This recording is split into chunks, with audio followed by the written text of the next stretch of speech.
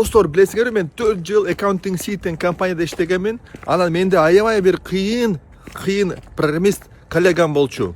Биздин фирмада эң кыйын программист ошол болуш керек. Ал аты Саша да. Анан ушунчалык кыйын программист болчу. Мен ойлогом, ал программированиянын фанаты депчи.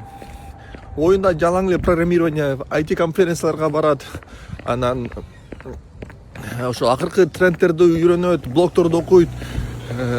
Ошол Salesforce боюнча митаптарга катышат деп ошондой фанат экен деп ойлоп жүргөм да. Анан ошол 4 жыл иштеп жүрүп ошентип оюн болчу ал жөнүндөчү. Саша, аты Саша болчу. Анан фирмадан келип атканда байланышта бололу деп мен аны Instagram'дан таап карап жүрдүм да, эмне кылат экен. А Instagram'дан карасам IT жөнүндө эч нерсе жок. IT жөнүндө бир дагы story же пост чыккан жок. IT окугула, IT'де мындай чоң инновация бар экен, IT ушинтип жашоону алмаштырды экен депчи. Анын Instagram'ын карасам жалаң эле Кудай жөнүндө экен. Анан мен ага жаздым да, сен эмне иш кыласың вообще депчи, бош убактыңда. Instagram'ыңда сен чүрүкөдө жүрөсүң, тияка учасың, бияка учасың, сен эмне кыласың десем, ал айтат, мен пастырмын дейт. Мен пастор экен да. Пастор деген ал чиркөөдөгү мусулмандарда молдо бар го. Христиандарда пастор.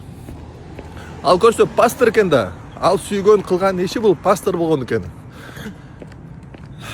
Ал ошо дүйнөнү кыдырып христианствону таркатат экен да. Анан мен андан сурадым, сен ушундай кыйын программист болуп кантип пастор болосуң десенчи. Айтат, мен үчүн программирование бул жөн эле тиричиликтин жолу депчи. Мени багат дейт, үй бүлөмдү багат. Бирок мен сүйгөнүм, күйгөнүм бул пастор болгон дейт. Христианствону таркатуу экен. Ал анан ошол үчүн ал дагы бакалаврда теология, анан психологияны окуптур. Анан ошол үчүн анан кийин пастор болуптур да. Бирок пастор болуп акча таппай, анан программирование иш алып барат экен. Анан программирование ишин аябай жакшы алып барат экен. Анан ушундан мага чоң бир сабак болду да. Эгер биз бир нерсени сүйсөк, аны таштабай, бирок башка жол менен тиричилик кылсак болот да. Кээ бир адамдар бар го, бизде Кыргызстанда актерлорду колдошпойт, Кыргызстанда мындайды колдошпойт, мындайды баалашпайт деп, анан аны жамандап, анан мындай кылыш керек экен деп кетип калышат. Андай кереги жок. Жөн эле бир кирешелүү кесиптин ээси болуш керек.